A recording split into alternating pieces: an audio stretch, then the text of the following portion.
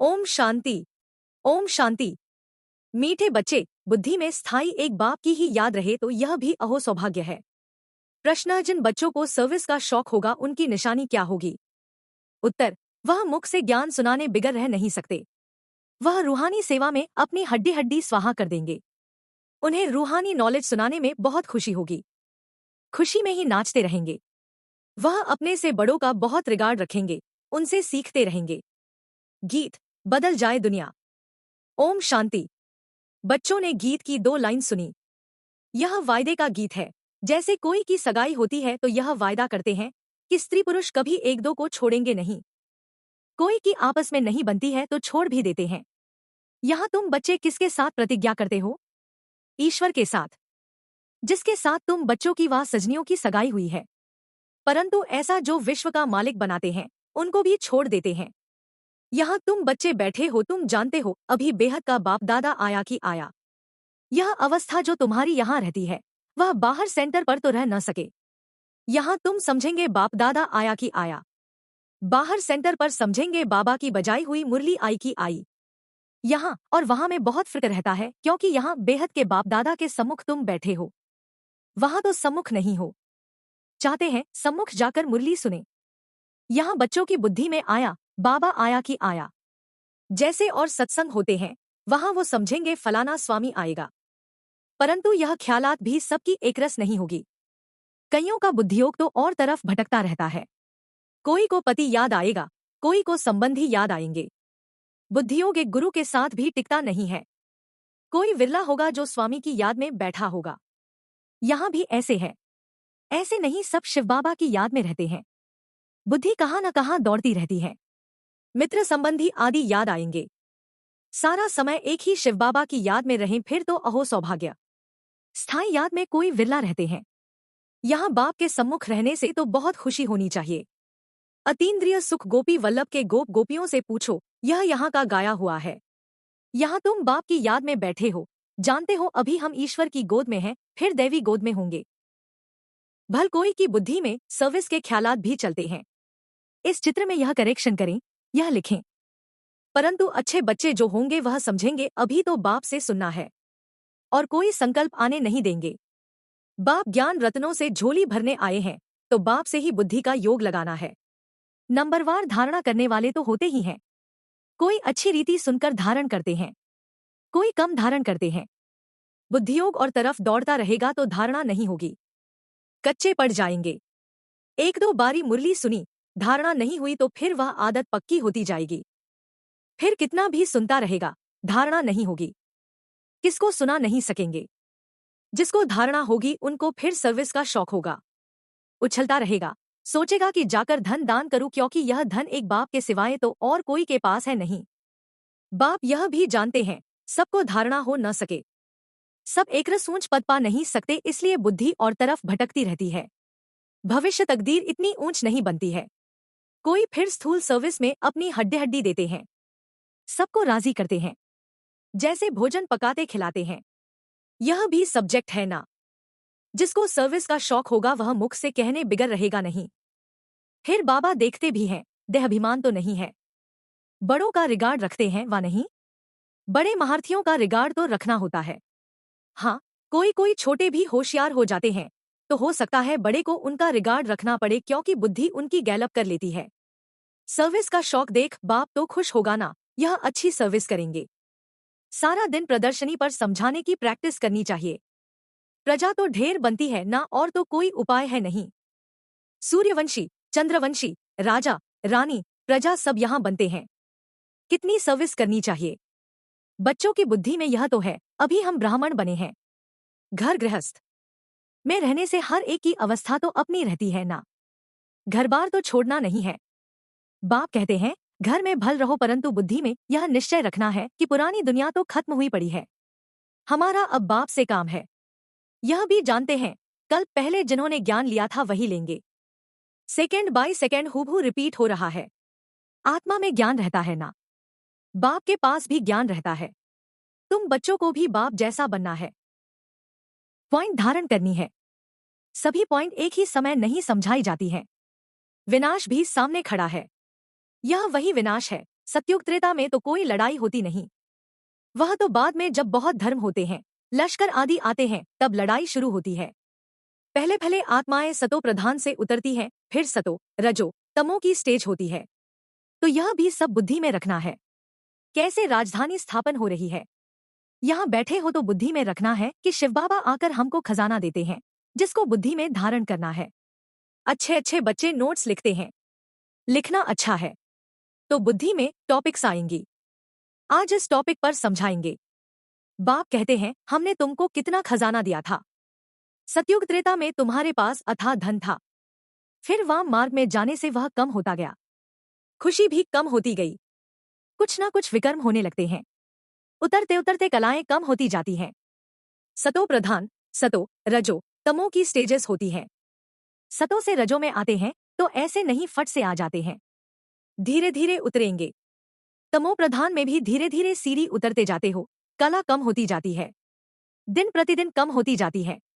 अभी जंप लगाना है, तमो प्रधान से सतो प्रधान बनना है, इसके लिए टाइम भी चाहिए। गाया हुआ है चढ़े तो चाखे वैकुंठ रस, काम की चमाट लगती है तो एकदम चकनाचूर हो जाते हैं, हड्डी हड्डी टूट जाती है। कोई मनुष्य अपना जीवघात करते हैं, आत्मघात नहीं, जीवघात कहा जाता है।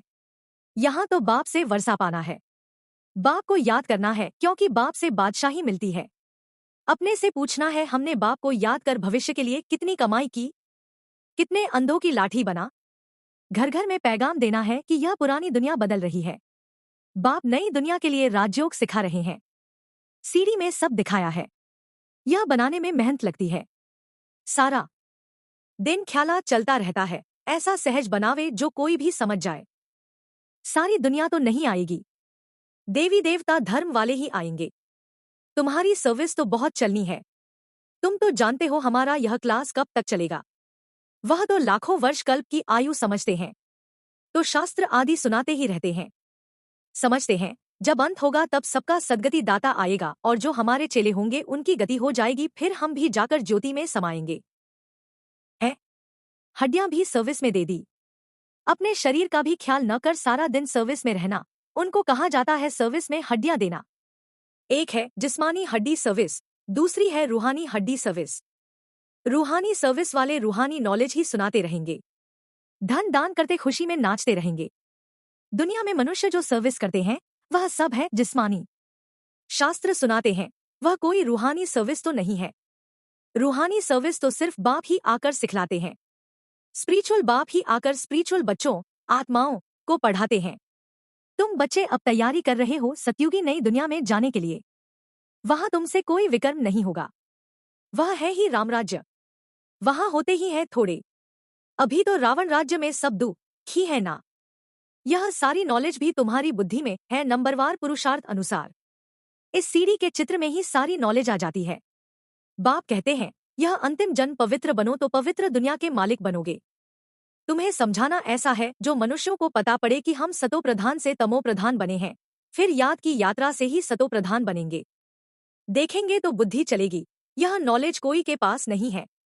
कहेंगे इस सीडी में और धर्मों का समाचार कहा है, वह फिर इस गोले में लिखा हुआ है।